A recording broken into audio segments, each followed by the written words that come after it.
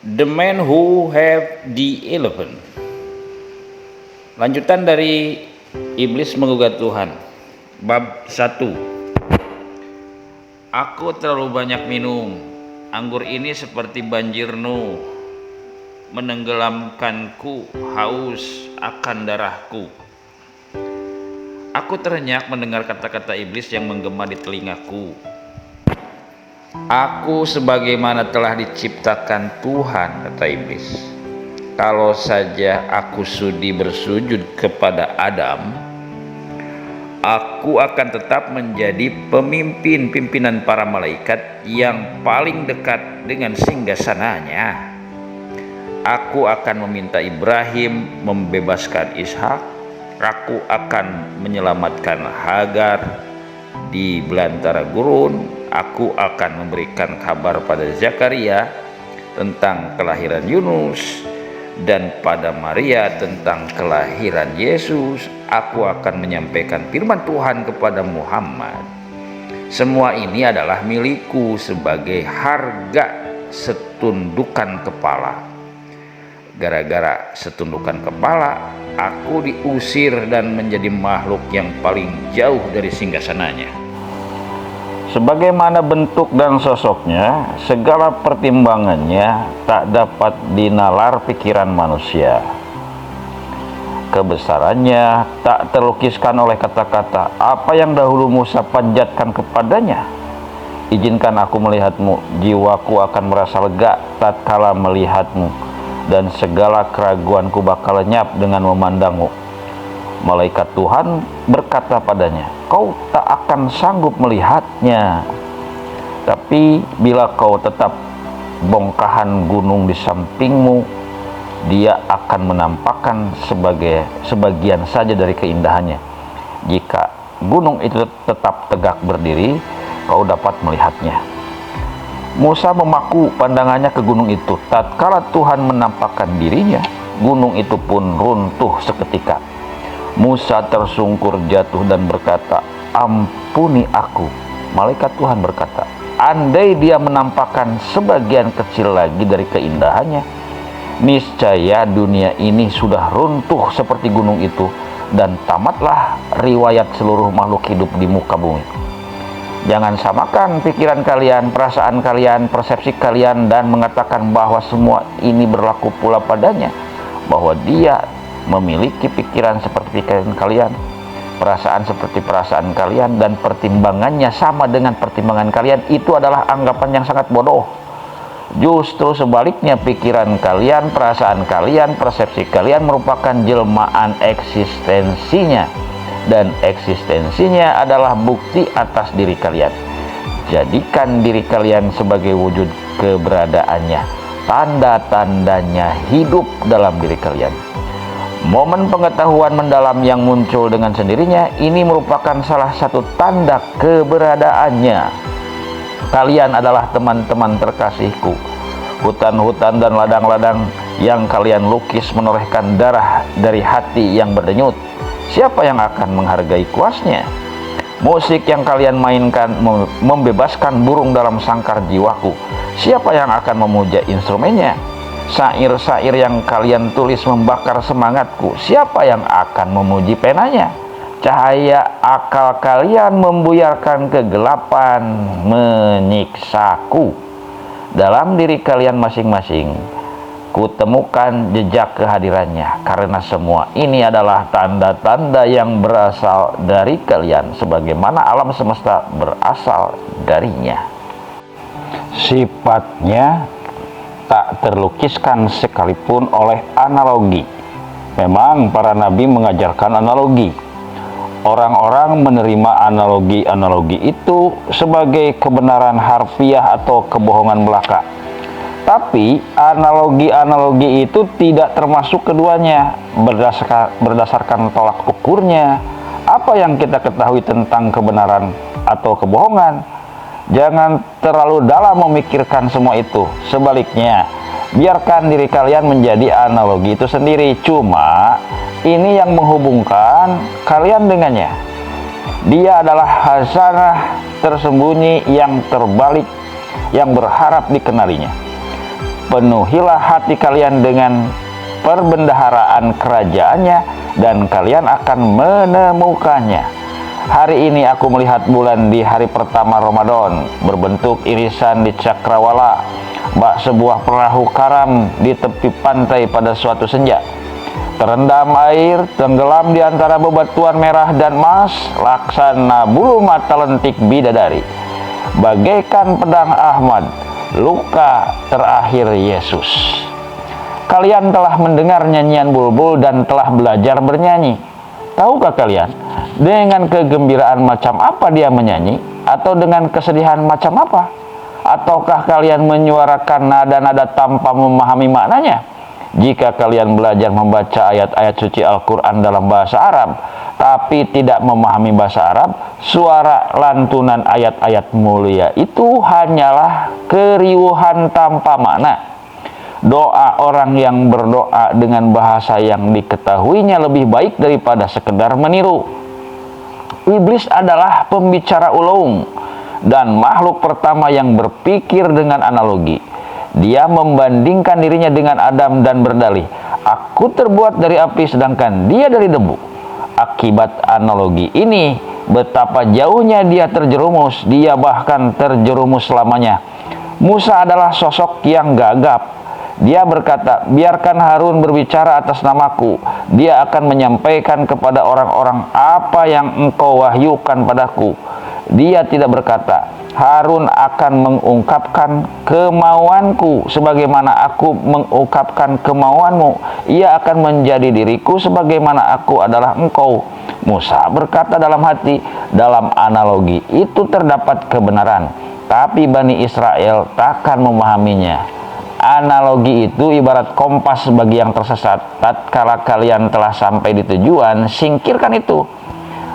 Beberapa pertanyaan tak dapat dijawabnya. Berdiri di bawah bintang utara, tak ada arah yang disebut utara. Dia memerintahkan kita dan kita harus mematuhinya.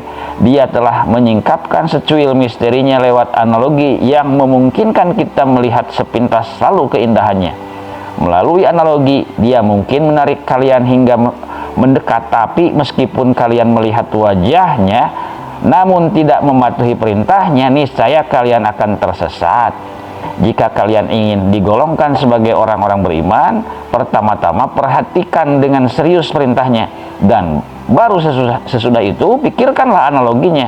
Berhati-hatilah dengan pedang yang memotong apa-apa yang menurutnya serupa, dipertajam oleh ihwal yang sudah tak asing lagi, atau kalian akan menggorok batang leher kalian sendiri.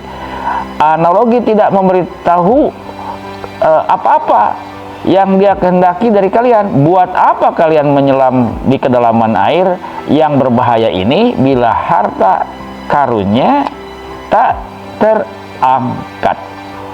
Buat apa kalian mencari kunci bila pintunya sudah terbuka? Untuk apa? Buat apa kalian mencari petunjuk dari selain Dia? Bab 2. Ingatkah kisah tentang Balaam, orang suci yang menolak Dia yang darinya alam semesta berasal? Ahli nujum yang hanya menyenangi pandangan imajinasinya sendiri? Seorang pencari yang tidak mencari demi kesenangan sesaatnya sendiri? Meskipun iblis dihinakan sebagai makhluk yang ditolak Tuhan, kehinaan Balaam masih lebih besar karena dia menolak Tuhan. Kata-kata tidak menjadi berkurang kebenarannya karena kandungan orang yang mengucapkannya.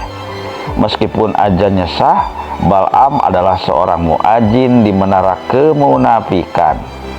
Sehari sebelum dirinya mati di tangan orang-orang Israel, Balaam bermimpi melihat sesosok bidadari Tuhan di surga.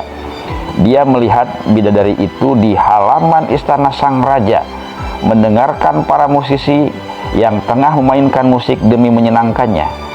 Bidadari itu berdiri di samping sebuah pilar, gaunnya putih memucat dalam temaram senja, sementara angin memainkan lipatan-lipatannya. Dia tidak membalas pandangan Balaam. Matanya terpaku pada pohon-pohon cemara yang tumbuh di tengah-tengah halaman istana. Pandangan matanya tak berkedip. Dia menatap dengan penuh kesungguhan seakan tengah tenggelam dalam meditasi dengan berkiblat pada ketiga pohon itu. Saat Bal'am berhenti di sampingnya, bidadari itu menoleh wajahnya, diikuti matanya. Sejenak dia menatap Bal'am yang begitu mengagumi kecantikannya sehingga darahnya mengalir dari kedua matanya. Andai Yusuf melihat putri surga ini, dia pasti tentu sudah mengiris-iris tangannya saking takjubnya dan akan menyesalkan kenapa tak seorang lelaki pun yang mencintainya. Ikal rambut hitamnya tergerai di bahu, berteteskan kasturi dan parfum harum wangian, dahinya putih pualam, alisnya melengkung bak busur yang diletakkan di atas anak panah dalam matanya. Sepasang mata hijau musim semi itu membuat lidah Bal'am terasa keluh. Wajah Bal'am memucat karena ketakutan, tubuhnya menggigil saat memandang sang bidadari. Bidadari itu membuka mulutnya, bibir merahnya terkuak, dan dia pun berbicara pada Bal'am. Katanya, "Aku mengenalmu, wahai pemimpi. Aku melihatmu dari kamar tidurku sedang keluyuran di jalan-jalan kota sang raja, tersesat atau mabuk. Sekarang kau berjalan terhuyung-huyung memasuki halaman istananya. Kemana para penjaga yang seharusnya mencegahmu masuk? Kemana tentara-tentaranya yang seharusnya mengusirmu?" Bal'am berkata, "Raja memang berhak menendangku keluar dari halaman istananya, keluar dari kotanya, dan keluar dari negeri-negeri yang mengemban kesetiaan padanya. Tapi di mana aku harus tinggal jika dia membuangku? Di mana aku akan menemukan kedamaian atau pelipur lara?" Bidadari menyahut, "Kau bicara seakan-akan kau adalah hambanya. Kau ini seorang pemabuk dan pengembara. Kau tidak menunjukkan kesetiaan kepadanya. Tidak. Kau harusnya menjauh darinya. Dia tahu kau ada di sini. Dia sudah tahu sejak tadi. Dia meminta orang-orang membuka toko mereka untukmu, rumah mereka untukmu, tapi kau menolak setiap undangan.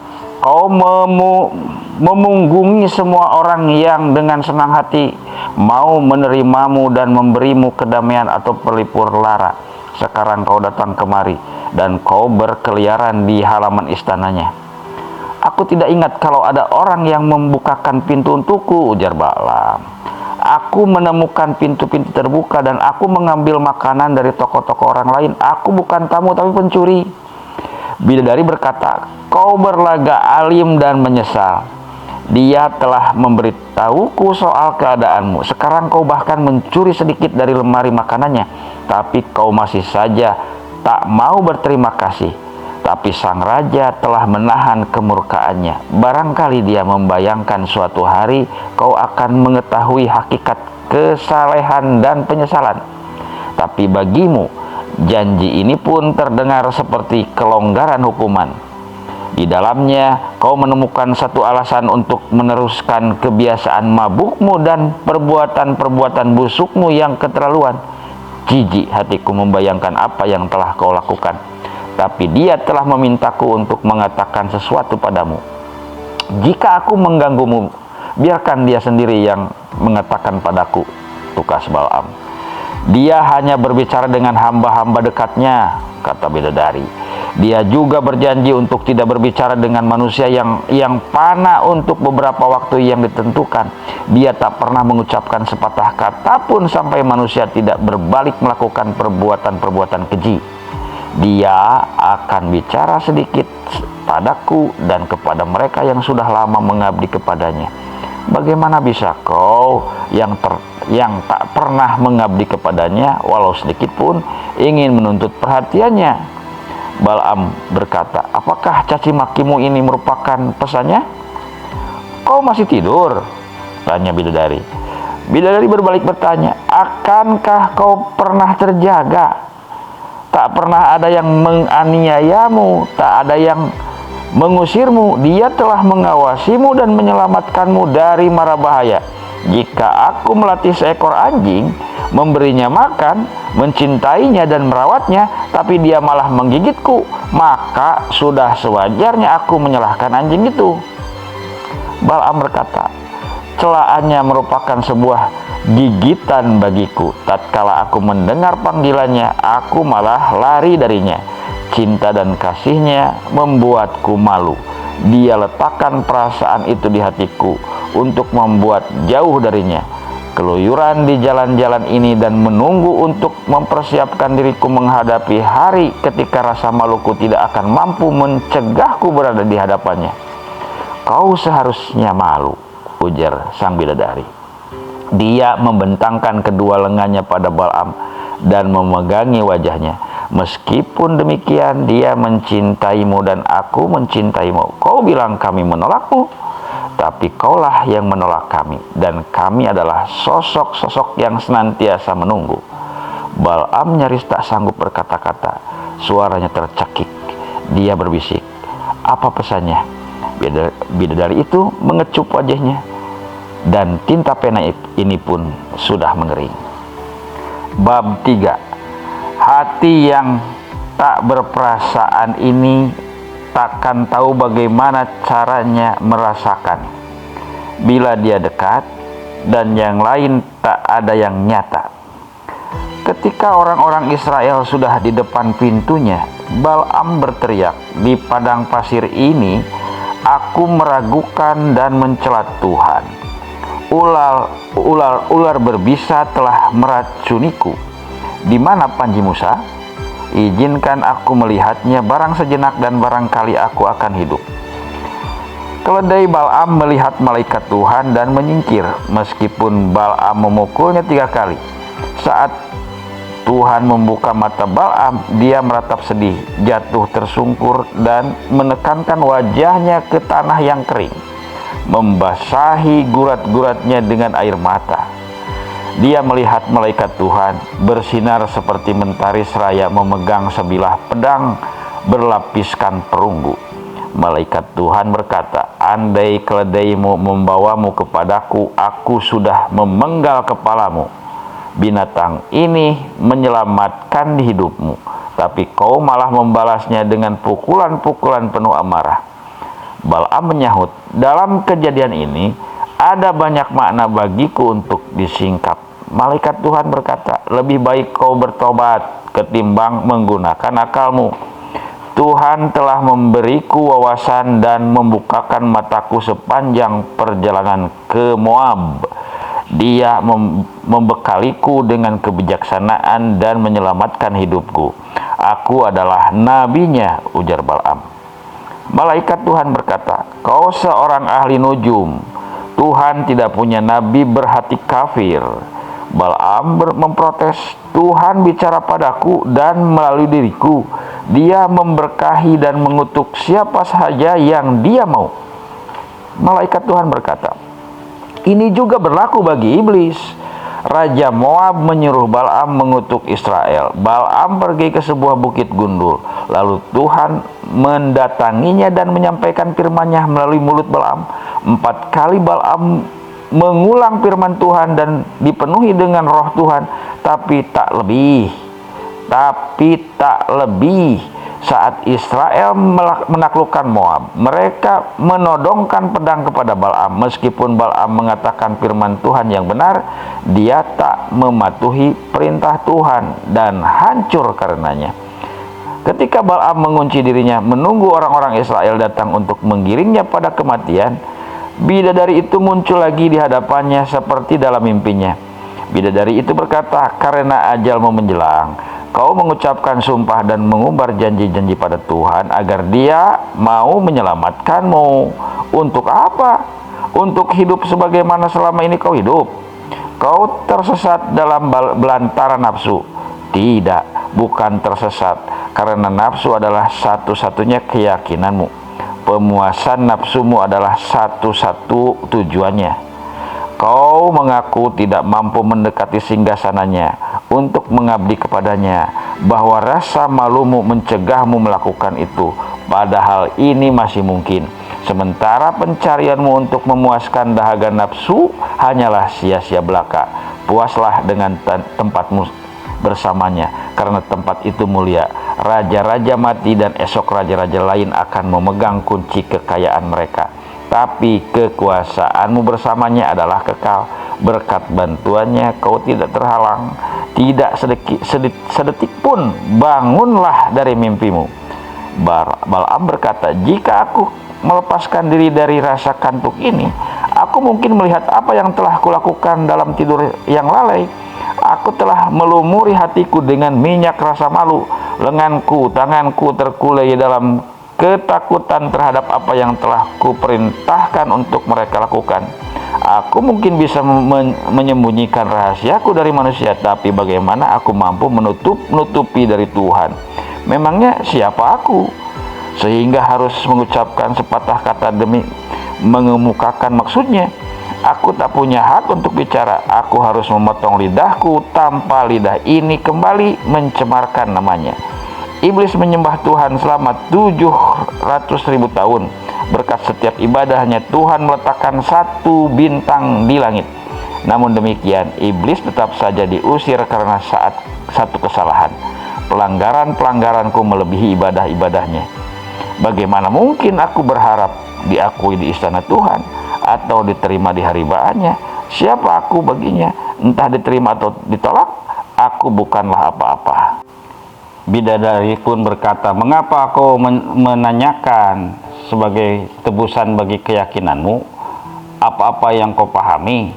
Tuhan tidak membutuhkan keyakinanmu, kaulah yang membutuhkan keyakinan itu.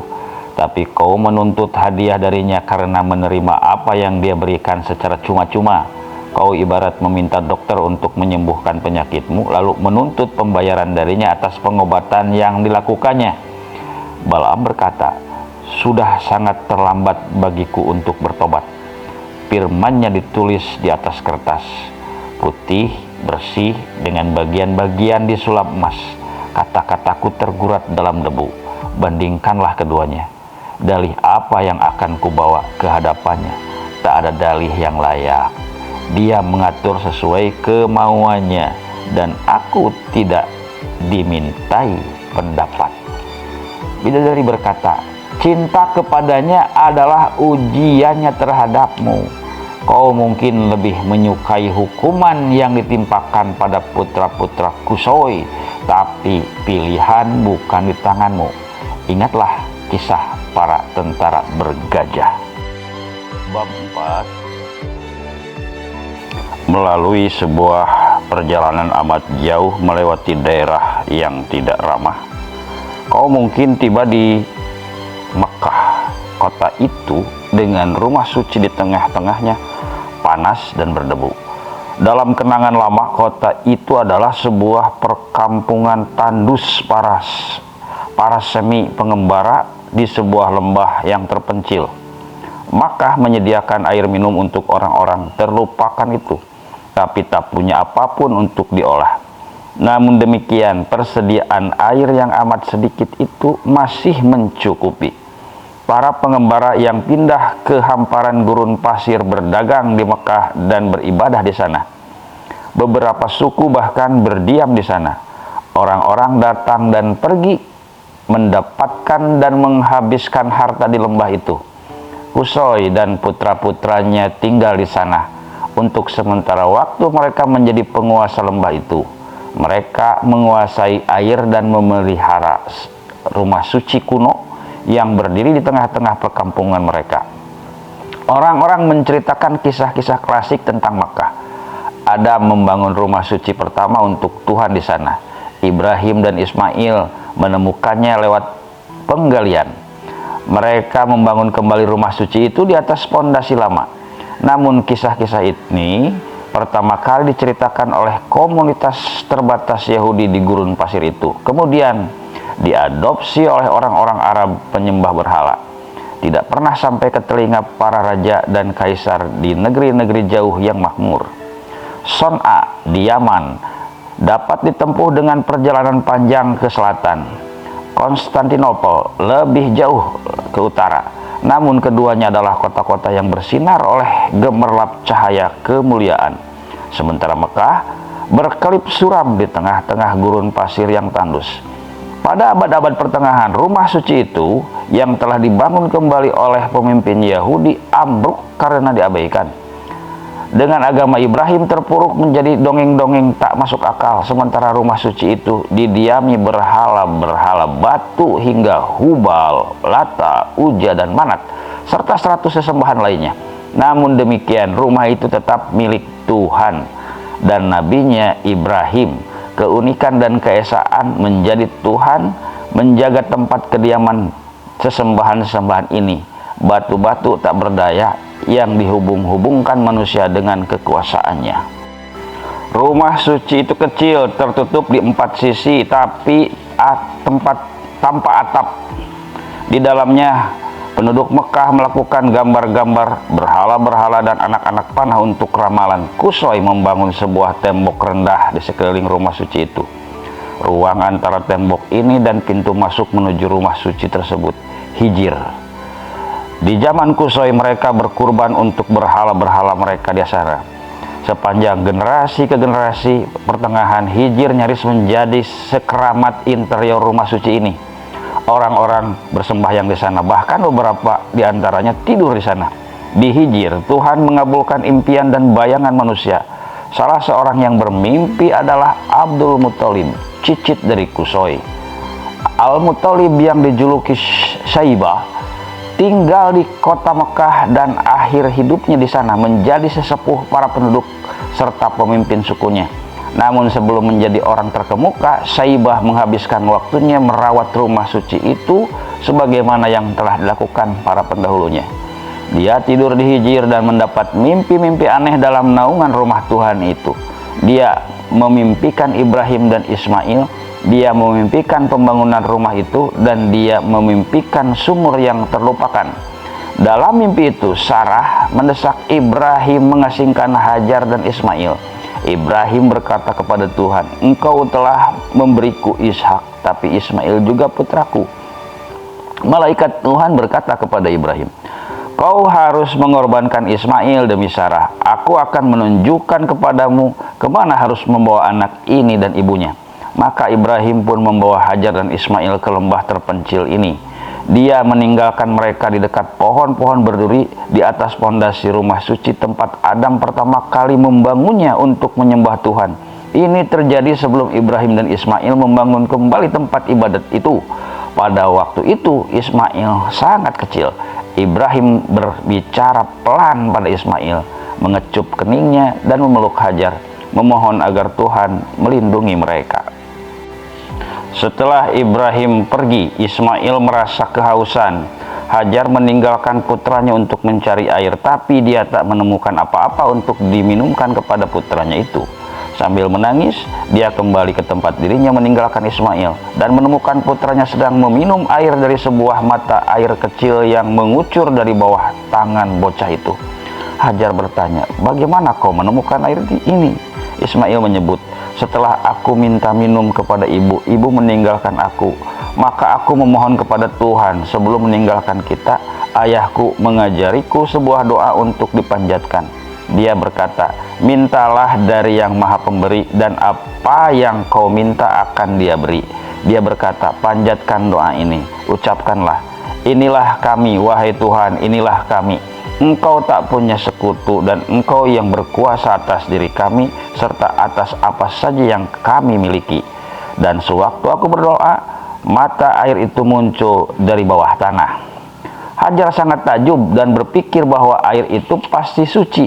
Dia beberapa kali menyodok air dan memasukkannya ke tempat air sebagai simpanan untuk Ismail. Tapi saat dia melakukannya, airnya berhenti mengalir ke permukaan. Hajar dan Ismail menggali sebuah sumur untuk mengeluarkan kembali air itu. Ismail berkata kepada ibunya, "Jika ibu percaya kepada pemeliharaan Tuhan, maka mata air itu akan mengalir sampai hari akhir." 3 kali Syaibah bermimpi seperti ini.